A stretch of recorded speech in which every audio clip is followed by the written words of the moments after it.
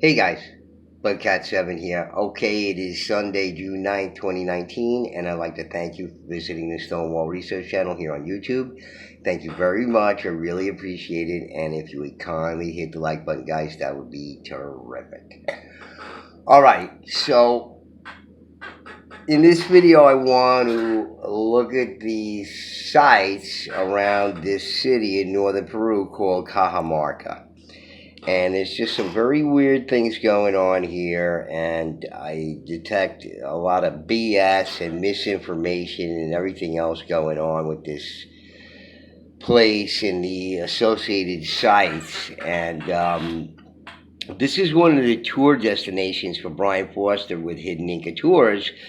And you've seen some videos on this, I'm sure, with Brian Foster. I don't know what else he showed, from the various sites around this area, because I haven't seen every single one of Brian Foster's videos. And, I guess he only talks about the things that he wants to talk about. But there's a lot of other stuff going on, and it's just all sort of fascinating and strange stuff that are going on in these areas. Just so much to talk about, but there's not a lot of information on some of these sites, and some just omitted completely, and some purposeful misinformation, like in this travel guide here, for example, because the truth is not a big money maker, unfortunately, when it comes to this stuff, because if we were to tell the real truthful story about what went on with these places, nobody would ever come, because it talks about the conquistadors, and they're not saying how great or not they were. They just tell the story, and it's sort of disgusting if you ask me. But in any case, in this travel guide here, they just, they talk about the city. It's a nice place, and they had this big carnival there. And it's one of the handbills, I guess, showing this, polygonal megalithic temple there on the cover of the handbill. So they were into their historical treasures. Is just they don't care to really know the real history on it, or it doesn't matter. But in any case, let's see what kind of baloney history they got here that they give. And it is rather disgusting, if you ask me, because when you know the truth and you know the facts, there's no meaning to this stuff. It was in Cajamarca in 1532 that a small group of Spanish conquistadors and the Inca leader Atahualpa first met, followed by a surprise attack and the capture of Atahualpa. The Spanish then demanded a huge ransom to free the Inca leader, which was delivered to fill up the so-called Cuarto de Rescat ransom room, twice with silver and once with gold. Unconcerned with the artistic merit of the work, the Spaniards melted it down into 6,000 kilograms, 13,200 pounds of gold, and 12,000 kilograms, 26,400 pounds of silver bullion, worth more than 200 million at today's prices. Yay! Let's forget about everything. Let's just think about the gold and silver. But they got to go back to the story again. Despite his minions complying with the ransom demands, Atahualpa was executed by the Spaniards the following year, which was one of the key moments of the war that led to the end of the Inca Empire. So, pretty important story to be telling here, but, obfuscating and omitting the facts is a different story, but it doesn't matter, because they got to make money on tourism, or else everybody's out of work over there, I guess. The ransom room is the only structure from Inca times that survived a raging conflict. One room of Inca stonework, they say, with a red line drawn at around 2 meters, 6.6 feet high. Isn't that interesting, 6.6 feet high? They were awful short of stature back then. Why 6.6 feet high? Well, they all were, including the Spaniards, according to my research, indicating the height at which the room was to be filled with gold treasures. Not really much to indicate the change of regimes, religions, language, and worldview that the execution of Atahualpa signified. You said it. Luckily, Cajamarca has a lot else to offer. Oh, they're ashamed. Even if its remarkable place in history is not abundantly obvious or celebrated. Well, I would think it shouldn't be celebrated because, as we know from watching my videos, and as I know from my research, this fella right here, Alvar Nunes Cabeza de Vaca, okay, was the first guy to go through the interior of the United States. He was the treasurer of the failed Narvaez expedition in the early 1520s. Okay, him and two other shipmates were stranded and shipwrecked in Florida, and then they worked their way through the southern part of the interior of the North America there in the U.S. now, through Texas, and they eventually made their way. And, he reported that he's met all kinds of weird people, big ones and short ones and cavemen. And he reported all this stuff, not ones that helped them, others enslaved them. And, he had this whole story to tell, which is a remarkable story. And he happened to be, I learned about him through C.W. Ceram's book, The First American, and it's C.W. Ceram's hero. And one of the reasons why he's Ceram's hero is because when de Vaca was eventually found, okay, by the other conquistadors in the southern part of, the northern part of Mexico, southern part of the southwestern United States, when he was found and he was witnessing what the conquistadors were doing, he was disgusted. He was appalled of their brutality and what they were doing to these people. So when he got back to Spain, he thought he would report it to the proper authorities, whatever, and they more or less told him to shut up. Okay? So this guy was Ceram's hero because he had enough temerity to go back to Spain and report the conquistadors for their brutality there.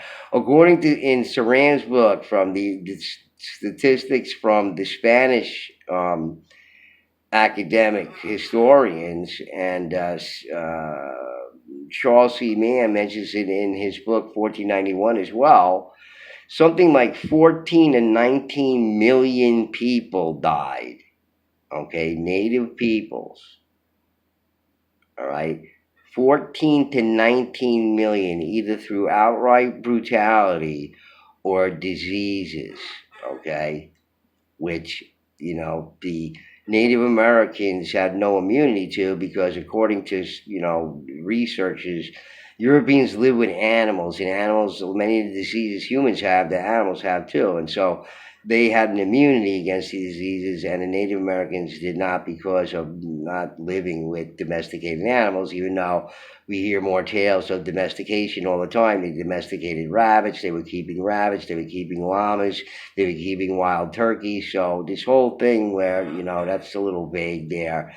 And besides the fact that they say that, the Native Americans are really the product of Asian and Siberian peoples, well, then they would have been predisposed to all those diseases as well, because the Asian peoples and the Siberian peoples also were disposed to all of those diseases as well. So, again, more baloney stories about Asians and Siberians and blah, blah, blah, and the Bering Strait, and all baloney.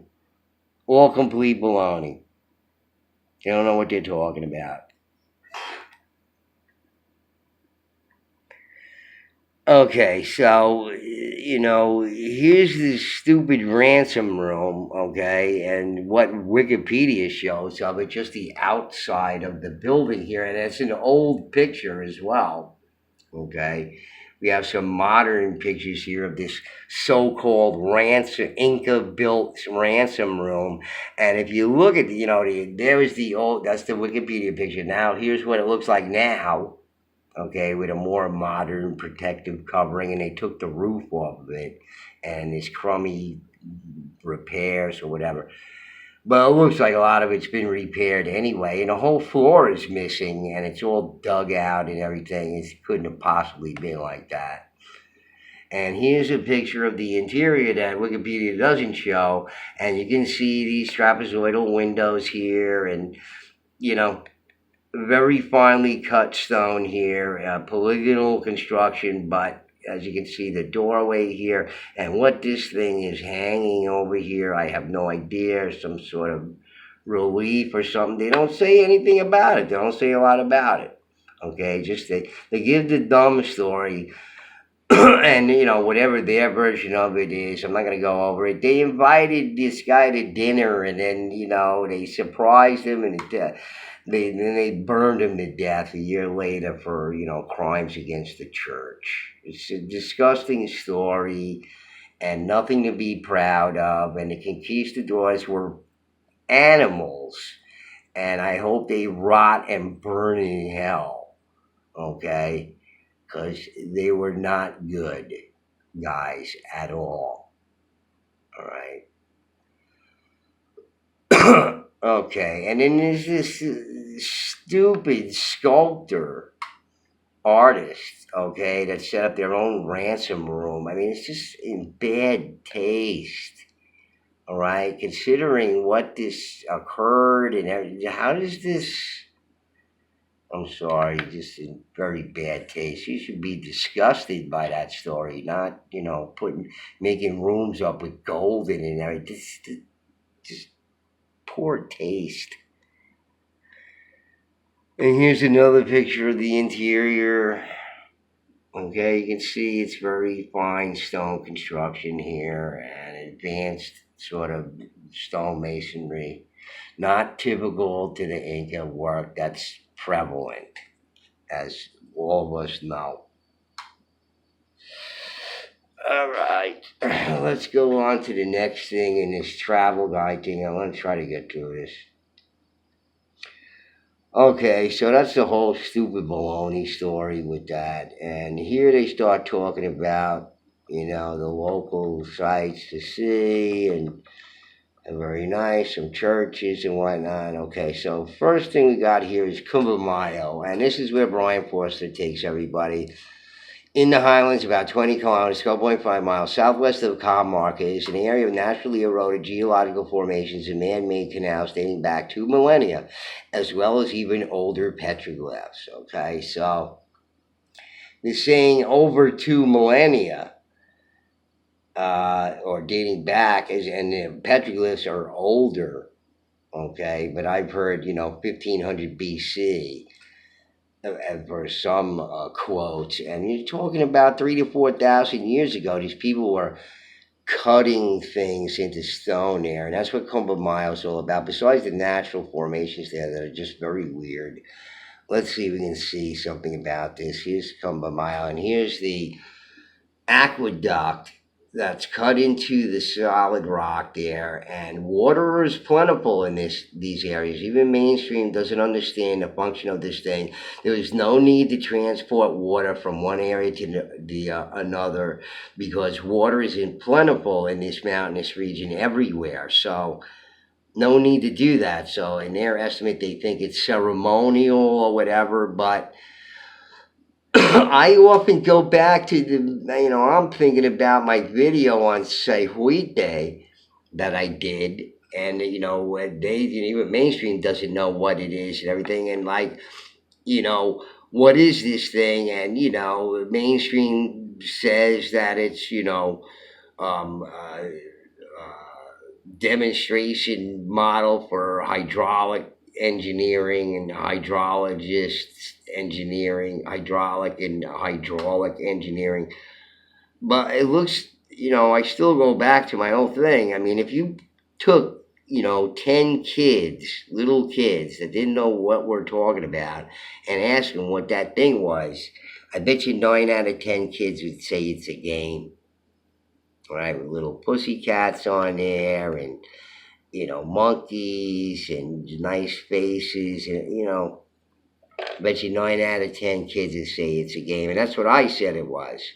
It's just a public game, I don't know. I'm not going to get into it again, but it made me think of that, Cajamarca, and there's just so much to see in this place, and this canal, this aqueduct, and this is part of it. If I just showed you this picture and said to you, what is this and where is it, would you guess? Okay.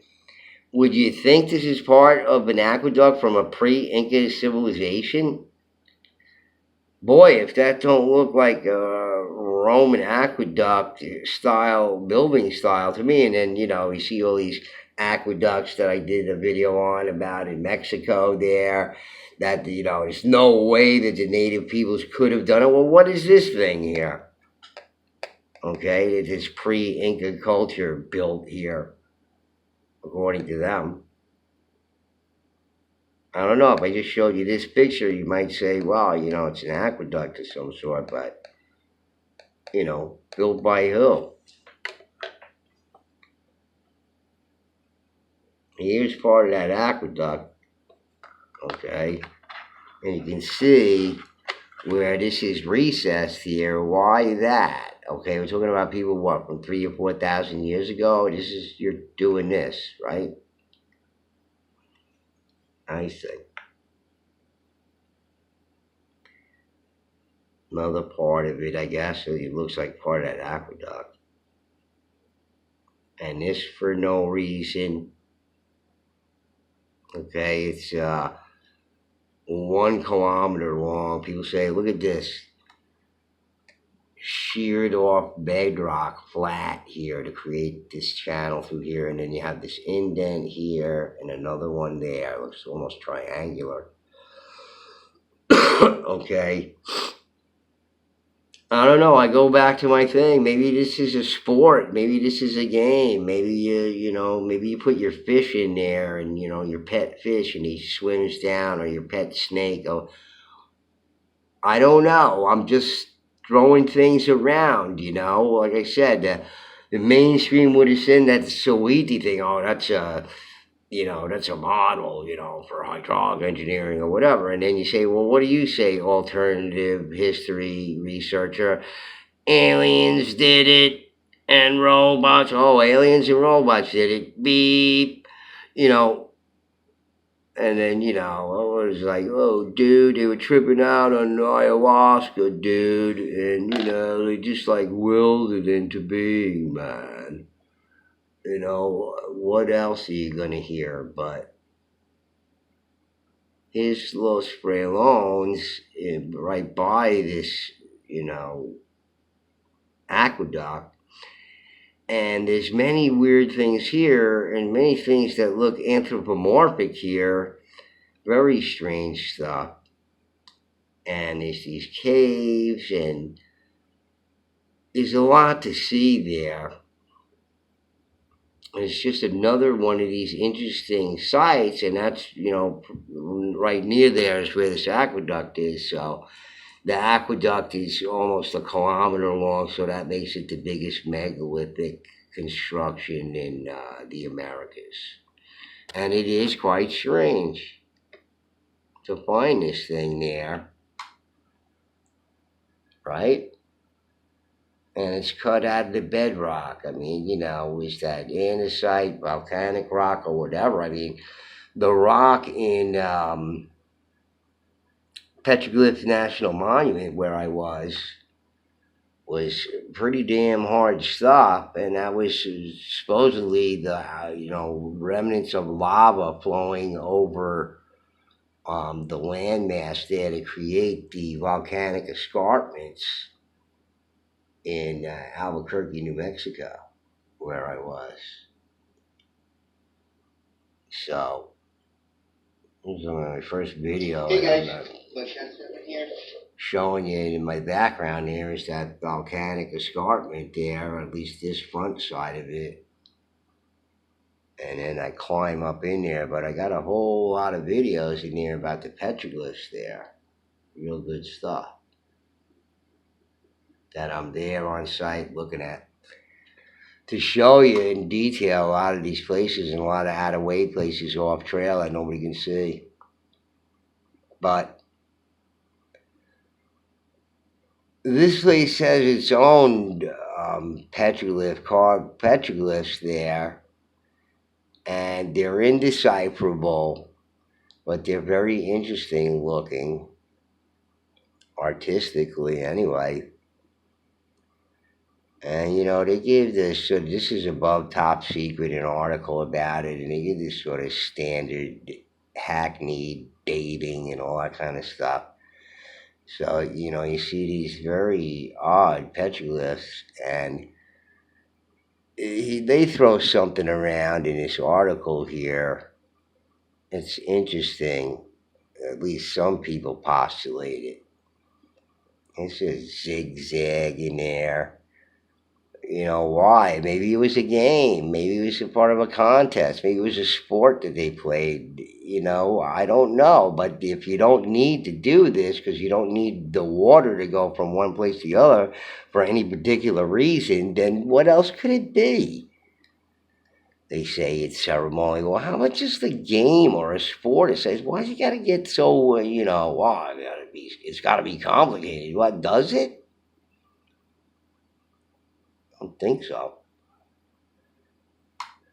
Okay, so the writer here says archaeological sites that come to mind leave me in awe. The undeciphered petroglyphs are particularly interesting. Some believe that the petroglyphs may be a map to navigate the stone forest, which, if you guys take a look at that when you got the time, the stone forest there, because it is fascinating. All the different pictures of it are just crazy stuff there. And it's just interesting what he says, maybe a map to navigate the stone forest. But no one appears to really know for sure. The Cajamarca culture and the Cajamarca are parts of our history. Okay, so that they know very little about. That's what he's saying. It's not, sadly, not explored as much as it should be. And there's not much said about these places, any of these places. All right, so back to this article, this travel guide article. They mentioned this Ventanilla de Atusco, and this is another interesting thing that nobody really, I guess, looks at, but they mention it in Wikipedia here. Here's a picture of it. It's like a funerary apartment complex. That's what they say it is. But just the pictures of this thing, and let's see, I have it here. The Atusco one, there's two of them. Oh no, that's Cambayo. That's a different one. And this thing here, they mention in Wikipedia, but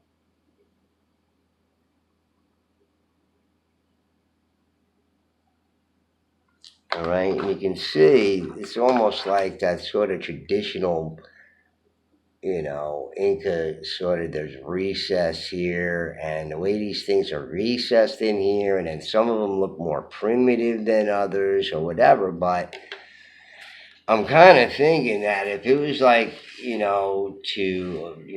open tombs or something like that, or these what they call funerary towers or whatever, but well, this is what they give about it. It's located near the Otusco village in the district of Banos del Inca, the Inca Bass, which is another thing, northwest of the city of Cajamarca. The site is located on volcanic rock. It has an area of 4,000 meters. It has an antiquity of 50 AC to 500. I don't even know what they're saying here. They don't know. This is nonsense. But, I was thinking about this, and I can't see, I can't see this being like open air tombs because, you're going to have to cut these things for your tomb, let's say, or whatever, into these apartment complex buildings here, okay? And while you're doing that, you're like, you're smelling the rotting bodies of other people, friends and family and neighbors and whatnot while you're doing that. I don't know about this story. I don't think that jives up to me. And look, this looks like pretty eroded over here at the front part of it. How'd that happen? This looks like ones that have like fallen apart or eroded, or what happened here? Some rock broke away. I don't know, but I just, I'm getting a feeling that maybe these top ones were, for better places, and then as you get lower, it's sort of it looks like there's decorative elements up here, but then as you get lower, not quite as nice, or maybe just it's too eroded to figure it out. But there's also this similar site called Ventanias de Cumbeo, and this is another one which is just fascinating to look at here. And there's just so many pictures of this thing. They don't even mention this in Wikipedia at all. Okay. Just look at this thing.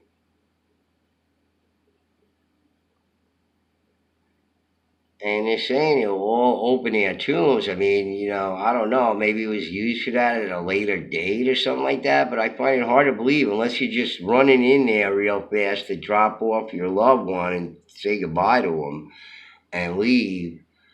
Why are you going to be spending days and days carving a niche for your body there or whatever while you're like inhaling all this rotting flesh everywhere? I don't know. That doesn't make a lot of sense to me, but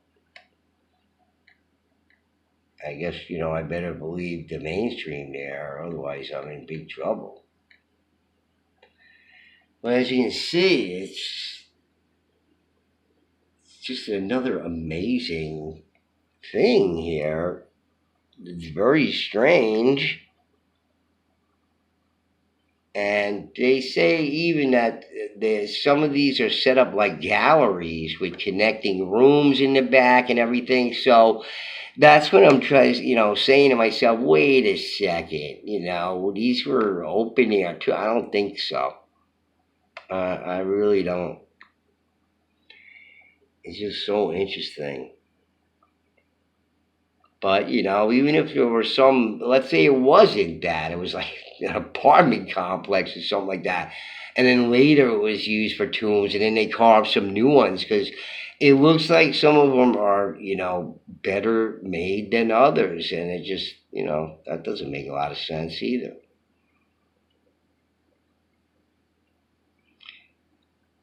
But very interesting places there, these windows, what they call the windows of Atusco and Cumbeo. Just fascinating stuff, guys. I don't know. I don't think they're calling it right. And what they're saying in the district there of the Inca bath. Let me see if I thought I had a picture of that. Yeah, of the Inca bath. Another one they don't show. It's like a tourist place. You go to these hot springs and everything, and this is like the tiniest building in the area. Okay, that's where the Inca bath appears to be made of finely cut stone that would far exceed the abilities of these, what they say are people from 4,000 years ago in this area, cutting up andesite and whatnot and doing all this hydraulic engineering. All right? Unless they're revising their thoughts about it, which they should be doing, because we heard so many times in Charles C. Mann's book, 1491, about how the archaeologists and anthropologists are perplexed. They're finding dates going back 30,000 years, 20,000 years, and they're not sure of anything anymore. Okay? So this is the Inca bath. There's just another one-room kind of thing with these perfectly cut blocks. It's the only things that are left, right? And one more area there, which is called Kunturwasi, which is Condorwasi or Condor House, okay? Where all these ancient gold things were found. It's just an older site there. Another fascinating site that seems, well, in their opinion, older, but could have been newer. But, because they don't have the timeline quite correct. But this Kunturwasi place, okay, And it says they don't give any dates whatsoever in this Wikipedia article on the place. So not a date. There's no dating. They found all this stuff, including skeletons, bodies, and everything. They haven't dated a thing. They're not putting a date on anything. All right. And they say that they covered it all back up again. Okay. One of the tombs, a notable part. This is where they found all the gold. Okay. It says they reburied it to protect the site, but I'm also, very dubious when they say these kinds of things. They show these different phases of when it was constructed, supposedly in phases like many of the different areas where you find these sort of things. And I think this was a round step pyramid that they found there. And just